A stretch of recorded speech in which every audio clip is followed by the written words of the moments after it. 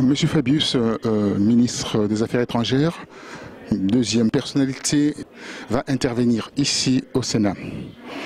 Question d'actualité et surtout au niveau du tourisme. Vous savez, la France est classée premier dans le monde en tant que, bien sûr, la première destination touristique dans le monde. Donc, monsieur Fabius, Laurent Fabius, viendrait ici faire, bien entendu, démontrer, faire un déroulé sur le chronogramme qu'il compte mettre en place pour que cette place de première de la classe perdure. Nous allons le suivre pendant une heure et demie ici avec Freddy Moulongo, en compagnie de Freddy Moulongo qui est avec moi. Il va nous donner un peu son impression aujourd'hui, le 29 octobre 2014. Il est pratiquement 16h30. Oui, Roger, ce qui est important, c'est de voir que la France est en train de se projeter vers le futur. Parce que le tourisme, ce n'est pas l'enfant pauvre de la République. Le tourisme, c'est un domaine qui est très important pour l'image de la France et c'est important que les ministres des Affaires étrangères qui a récupéré ces ministères, qui fait maintenant partie intégrante du ministère du ministère des Affaires étrangères, puissent parler de quoi sera fait le tourisme de demain en France, puisque la France demeure, jusqu'à preuve du contraire, la première destination touristique mondiale. Première destination touristique mondiale, voilà, ça nous réjouit, ça réjouit le cœur de Français parce qu'il y a des vestiges ici, il y a des monuments historiques ici, il y a des monuments classés au niveau de la patrimoine mondial de l'UNESCO. Il y a beaucoup de châteaux. Il y a beaucoup de châteaux, donc il y a plus de 6000 châteaux à peu près. Oui. Donc, il y a la gastronomie. La gastronomie, donc je le remarque d'ailleurs à travers tes publications. Alors Freddy Moulongo, une question qui me revient aujourd'hui concernant cet aspect fondamental touristique que beaucoup d'Africains négligent, notamment en RDC. Oui, mais parce qu'on ne sait pas revaloriser notre patrimoine. C'est incroyable. Si vous allez à Mongaliema là-bas, il y a le musée où vous trouvez la statue de Stanley qui est complètement balancée par terre. Il y a plusieurs statues qui sont là, qui sont complètement négligées. Mais il n'y a pas que Kinshasa. Si vous allez dans toutes les provinces, par exemple à Boma, si vous avez déjà été... L'arbre, les baobabs, là où on peut s'installer à l'intérieur, là où Stanley s'est reposé d'ailleurs. Voilà. Tu vois, ça, c'est vraiment des patrimoines qu'il faut revaloriser, etc., etc. Mais les tourismes demandent aussi des moyens. Et vous savez, lorsqu'on est ministre du tourisme en RDC, c'est un ministère vraiment un ministère banal. Alors que ici, on voit très bien. Comment est-ce qu'on fait pour que ces ministères soient un ministère, non pas régalien, mais un ministère qui compte dans la République. La République, voilà, bientôt le Sénégal, bientôt la francophonie, et là où ils ont mis l'accent sur le tourisme. Le Sénégal, il y aura la francophonie, on va peut-être les suivre en direct à partir de Paris, peut-être on sera là-bas, on ne sait pas, mais on est en train de voir. Mais Freddy, ce que je te demande de faire, nous allons dans la salle Clémenceau pour assister, et bien sûr, à cette... interrogation, audition, hein? C'est plus doué, c'est plus atténué parce que l'interpellation, c'est vraiment, c'est houleux. Hein? Mais l'interpellation, je crois que ça se fait au niveau de l'Assemblée nationale et l'audition peut-être au niveau du Sénat, parce que les sénateurs sont des sages. Ils renversent pas la table, mais à l'Assemblée nationale, on peut renverser des tables, bon, heureusement, il y a des verres qui ne volent pas, mais bon, on sent quand même que lorsqu'il y a une interpellation, c'est vraiment du pugilat. Très bien. Alors maintenant, suivez-nous. Nous allons participer, bien entendu, à cette audition de Monsieur Laurent Fabius. J'avais entendu dire qu'il serait spirituel ou ne serait pas. C'est une phrase qui reste plus que jamais juste.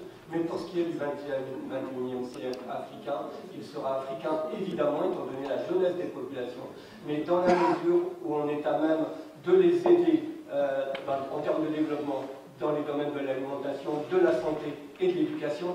Et pour moi, il est erreur de considérer l'Afrique, notamment l'Afrique noire de l'Ouest, comme une cible commerciale parce qu'on irait les concurrencer sur leur leur propre production, ce qui serait dramatique à mon sens. Le second point qui est consensuel concerne la culture culinaire, le plaisir culinaire. C'est un atout français extraordinaire. On est le plus grand pays au monde dans ce domaine. Par contre, on est victime un peu d'une dérive. On a tenté de rectifier via un amendement concernant le fait maison au restaurant. Le décret d'application a été extrêmement décevant. Et Monsieur le Ministre, on reviendra à la charge pour que soit reconnu le véritable fait maison à partir de produits bruts, frais et si possible locaux. Et cela est créateur d'emplois, donc pas de proximité. Merci. Alors, je reprends les choses dans le sens inverse. Sur le fait maison, j'ai discuté avec Carole Belga l'autre jour. Je pense que, sans mauvais jeu de mots, on va laisser reposer un peu cette affaire. On va reprendre l'année prochaine. Je pense qu'il y a des choses qui ne vont pas trop, parce qu'il y avait des intérêts contradictoires, du coup, etc. Mais j'en ai parlé aussi avec les grands chefs, alors que Carole Belga était là. Et je crois qu'il faut revenir quand même à l'idée initiale, qui est soit vraiment ce qui est fait familialement, parce que sinon c'est une truanderie et on va reprendre ça peut-être. Bon, sur l'Afrique, j'ai bien entendu ce que vous disiez. Alors, sur l'orateur précédent, bon, Expo Milan, oui, très très bon support, et comme en plus le thème de l'Expo, c'est Noël la planète, énergie pour la vie. Bon, moi j'ai bien l'intention, je ne suis pas venu en superbe, d'en faire une plateforme. Voilà, parce qu'il y a beaucoup de gens qui vont passer par là. Et vous avez vu que, je ne sais pas si c'est officiel, mais on va déposer notre candidature pour l'Expo universelle de 2025, je crois. Et donc il faut commencer. C'est une manière de se projeter dans le futur, de montrer que la France a des tas de choses. Bon, j'ai dit ça aux Chinois l'autre jour et j'ai été applaudi. Vous venez de la France, on nous dit ça ne va pas, etc. Enfin, quel est le pays, et en plus le gouvernement est pour rien, quel est le pays qui la même année a le prix Nobel de mathématiques, le prix Nobel d'économie et le prix Nobel de littérature? Bon, c'est vrai quand même, il faut. Le gouvernement, il ne faut rien du tout. Les gens disent ah oui, bon. Alors, Ukraine, bon. C'est vrai que les sanctions, ça pénalise à la fois le pays destinataire et puis le pays qui prend les sanctions. Vous savez, le problème qu'on a, et il n'est pas fini malheureusement, c'est que, bon, on ne pouvait pas non, on ne va pas faire la guerre aux Russes, mais on ne peut pas non plus laisser faire n'importe quoi. Quand les Russes disent on annexe la Crimée, parce que c'est un pays voisin et qu'il y a des intérêts, si vous laissez faire ça, ça c'est pas n'importe quoi. Donc comme on ne veut pas leur faire la guerre et qu'on ne veut pas rester sans rien faire, il y a cette histoire des sanctions qui est très pénalisante pour tout le monde, pour eux, mais pour nous aussi. Mais jusqu'à présent, alors j'espère petit à petit on va arriver à les ramener à quelque chose de plus raisonnable, et c'est l'objet de la diplomatie. Mais pour le moment, c'est vrai que c'est très compliqué et que ça crée de grands problèmes chez nos producteurs. Sur l'accord avec les États-Unis, on a un peu parlé auparavant. Bon, l'accord avec les États-Unis n'a d'intérêt que si c'est positif pour nous. Quant à ce que vous avez dit sur le milieu rural, et d'ailleurs votre collègue a dit la même chose, je crois que c'est très juste, je ne suis pas exactement en état de vous proposer, il faut qu'on y travaille, telle ou telle disposition spécifique, mais vous avez tout à fait raison, ça ne peut pas aller uniquement dans les grands centres, et donc il faut qu'on regarde, est-ce que c'est par les dispositions fiscales ou par d'autres, on doit encourager les investissements et la présence des services publics dans les zones rurales. Sur les investissements étrangers, oui, il faut jouer cette carte-là.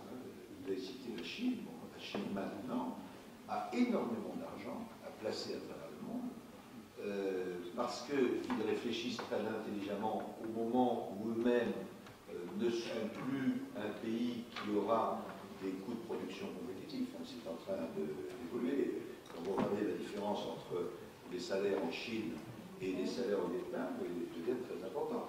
Et les cadres en Chine sont payés autant que les cadres américains. Donc les Chinois, petit à petit, essayent de trouver une Chine pour la Chine. Il ne s'agit pas que ce soit la France, mais ils regardent à l'extérieur où est-ce qu'ils peuvent investir, et il faut évidemment qu'on ait... bon, peut-être que dans le cadre des contrats de plan, on va pouvoir essayer de favoriser les territoires ruraux. Investissement étranger en France, COP21, comment augmenter les investissements étrangers en France? Bon, sentiment qu'il y avait une amélioration du commerce extérieur, etc. Moi, je reste très, très prudent, parce que l'amélioration, c'est vrai qu'elle existe, mais elle est liée quand même, malheureusement, à une restriction d'activité qui, du coup, a diminué les importations. On n'a pas encore renversé la courbe. On a encore un gros travail. Il y a des mesures générales, tout ce qui est fait sur la compétitivité, etc. Ça va absolument dans le bon sens. Mais il y a des mesures particulières. On n'attrape pas les mouches avec les vinaigres. Donc il faut aller les chercher, les investisseurs. Ça, c'est le rôle d'AFI. Et il faut les amener. Il faut dire voilà, il y a telle ou telle entreprise de bonne technologie, il y a tel investissement hôtelier, il y a tel investissement d'infrastructure. C'est comme ça qu'on va parler. La COP 21, bon, c'est un autre sujet, on va en parler une autre fois. Mais je pense que la COP 21 peut être une formidable plateforme pour toutes nos technologies autour de l'environnement, du climat et de la vie durable. On est excellents dans ce domaine. On a vraiment des entreprises qui sont excellentes. Et donc je voudrais qu'on se serve de cette COP, j'espère qu'elle va être un succès, je parle parce que c'est moi qui vais la présider, pour montrer que la technologie française est vraiment la meilleure du monde. On va avoir quand même 25 000 délégués officiels, plus 25 000 autres personnes, donc 50 000 personnes qui vont venir, avec les caméras du monde entier branchées sur nous. Il faut qu'on soit très bon. Je trouve que demain matin, justement, j'ai un petit déjeuner avec les entreprises du secteur pour voir qu'est-ce qu'elles peuvent faire, car c'est comme ça qu'on va pouvoir attirer. On a, bon, souvent on se désole parce que la France est un... On est bon dans des secteurs qui vont être des secteurs de développement. La santé va être un secteur majeur de développement. La ville durable va être un secteur majeur de développement. Le tourisme va être un secteur majeur de développement. Il y a comme ça quelques secteurs où il se trouve qu'on est bon. Donc il faut vraiment qu'on mette l'accent là-dessus. Voilà, Monsieur le Président, je suis désolé si j'étais un peu décousu. À bientôt. À bientôt. Monsieur le ministre, oui. Après la fête de la musique qui est devenue mondiale, maintenant c'est la fête du goût de France. C'est quoi en fait cette... Oui, c'est le 19 mars, partout dans le monde, il va y avoir des restaurants qui vont faire de la cuisine française pour qu'on montre que la cuisine française, la gastronomie française, c'est la meilleure du monde. Voilà. Merci, monsieur le ministre. Voilà. Nous venons d'assister à l'audition de M. Laurent Fabius, ministre d'État, ministre des Affaires étrangères et du Tourisme. Voilà, on parlait aujourd'hui au Sénat, le 29 octobre 2014, du tourisme. Vous savez, la France est classée première en termes de l'affluence touristique, où il y a des sites qu'on peut visiter dans toute la France. Donc, on veut valoriser ces sites. On a aussi évoqué le cas, surtout de COP21, ce qu'on appelle le Forum Climat, qui commencera du 30 novembre au 15 décembre 2015. Nous ne sommes pas encore à la COP 2015, mais néanmoins, les gens réfléchissent déjà en avance, ils percutent déjà par rapport à ce qu'ils doivent faire pour que les choses avancent. Voilà, le ministre des Affaires étrangères, Fabius, a été brièvement apostrophé par Freddy Moulongo pour recueillir ses impressions concernant le tourisme. Alors, je souhaitais quand même avoir l'impression de M. Freddy Moulongo par rapport à ce qu'il vient de suivre ici au Sénat, concernant bien sûr l'audition de M. Laurent Fabius. Elle a énoncé plusieurs choses, les rapports Attali par rapport à la francophonie, à la francophonie. Donc les gens s'activent. Le ministre a fait le point sur la capacité démographique de l'Afrique d'être le pôle en fait d'attraction en termes touristiques, en termes d'investissement aussi, en termes aussi des relations économiques. En l'an 2050, nous serions 2 milliards d'habitants. 2 milliards d'habitants, 850 millions de Nigériens qui seront troisième au monde après la Chine, l'Inde et le Nigeria. Voilà, quelle impression as-tu par rapport à ce que tu viens d'assister pendant 1h30, l'interrogation, si vous voulez, du ministre? Vraiment, c'est formidable, Roger, qu'on soit dans ces temples, hein, les temples de la démocratie, ici au Palais de Luxembourg, au Sénat, un lieu vraiment démocratique, mais il faut préciser de prime abord que l'audition, c'est différent de l'interpellation. L'audition, on a senti que c'était était vraiment bon enfant, que le ministre Laurent Fabius connaissait les noms de tous les sénateurs et vice-versa, et que les interventions se faisaient vraiment avec courtoisie, respect, etc. Bon, alors, c'est qu'on a appris. On a appris quand même beaucoup de choses, Roger. On a appris par exemple que le ministre des Affaires étrangères fait 40 000 kilomètres par mois pour aller, je dirais pas vendre la France, pour parler de la France à l'extérieur. 40 000 kilomètres. Donc je crois que Laurent Fabius est non seulement un globe-trotteur, mais je crois qu'il devait donner la leçon aux non-ministres qui sont en RDC. Oui, c'est vrai. Non, c'est incroyable. 40 000 kilomètres par mois. Ça veut dire que par an, je ne sais pas, il doit faire au moins 3 fois les tours du monde. C'est incroyable. Et on a appris aussi que la France, certes, c'est la première destination touristique au monde, mais les touristes qui viennent, souvent, ils ne restent pas. Parce que les magasins sont fermés les dimanches, parce que les embouteillages par-ci, parce qu'au niveau de la douane, ils ne sont pas bien accueillis, etc. etc. Et donc, Laurent Fabius veut, comment je pourrais dire, nettoyer tout ça pour permettre à ce que la France, avec les atouts qu'elle a plutôt, puisse aller de l'avant, faire de la méthode préventive pour que la France, en l'an 2050, soit aussi performante qu'elle est aujourd'hui. Donc, c'est une vision vraiment projective, tout en essayant de faire en sorte que la France ne reste pas à la traîne des autres pays. Mais alors, il faut quand même qu'on parle aussi de l'Afrique, parce que nous avons Ça a été abordé. Ah oui, on parle tout le temps, mais il y a vraiment des africanistes parmi les sénateurs. Hein. Oui. On a senti que il faut pas lâcher l'Afrique, etc., etc. Et ils parlent vraiment de l'Afrique avec beaucoup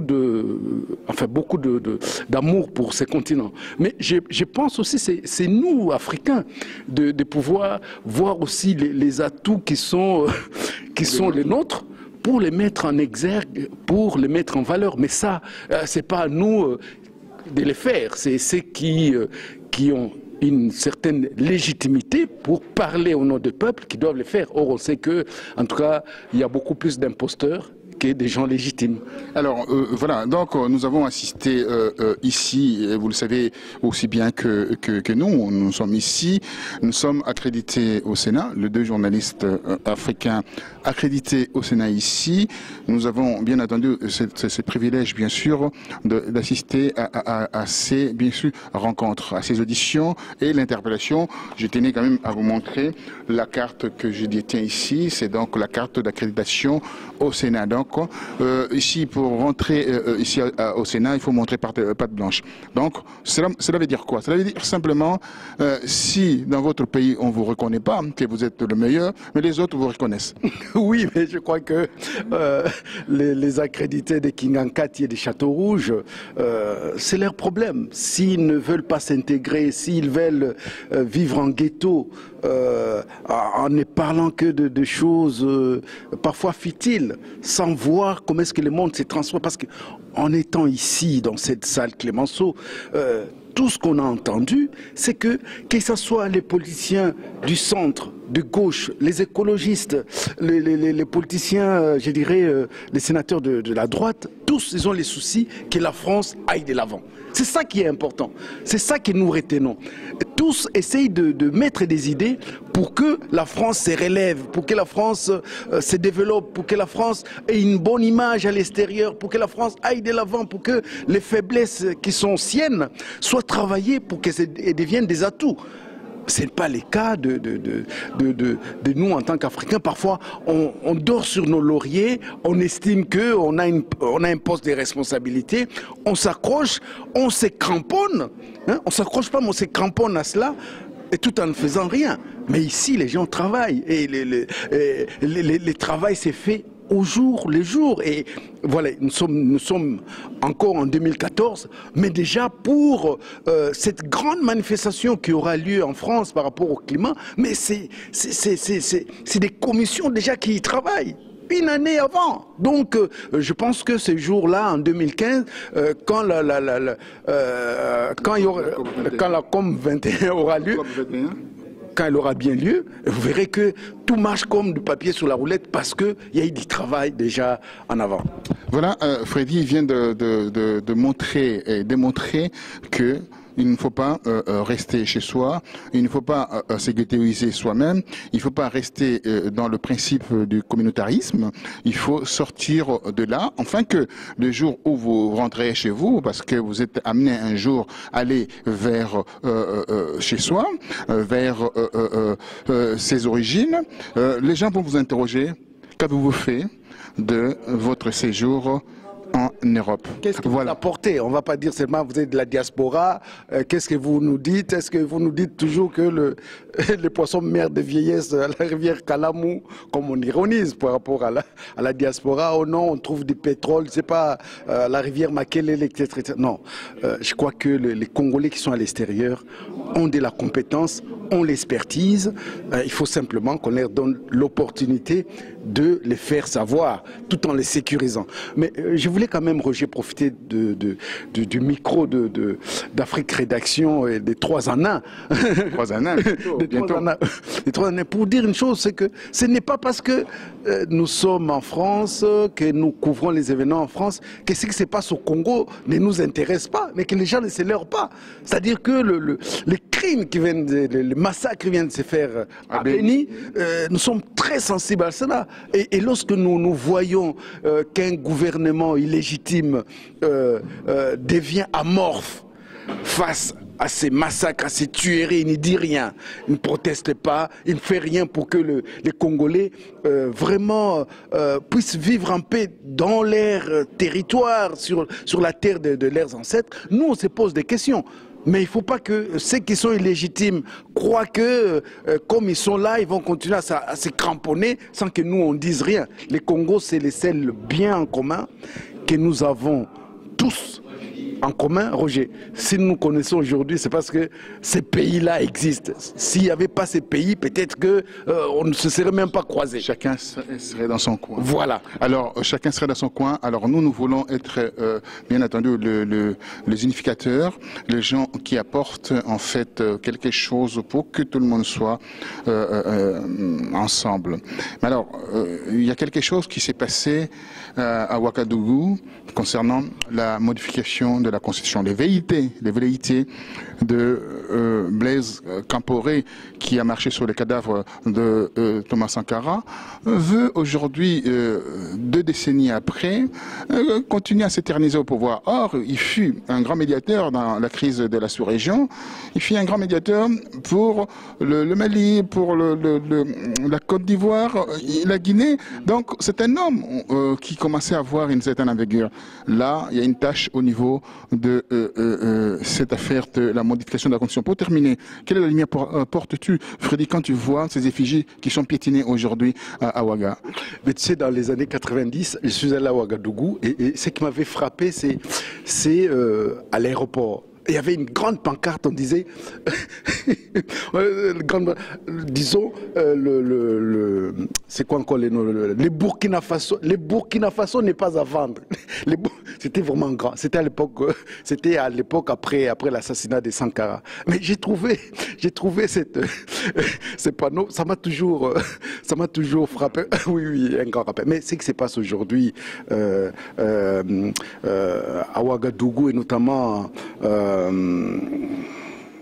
comment ça s'appelle, au Burkina Faso, ça montre très bien que lorsqu'on est arrivé au pouvoir avec un crime de sang, on les paye toujours après. C'est-à-dire que Blaise Compaoré a donné une certaine image d'un homme de paix, etc., mais il est resté sanguinaire dans son ADN.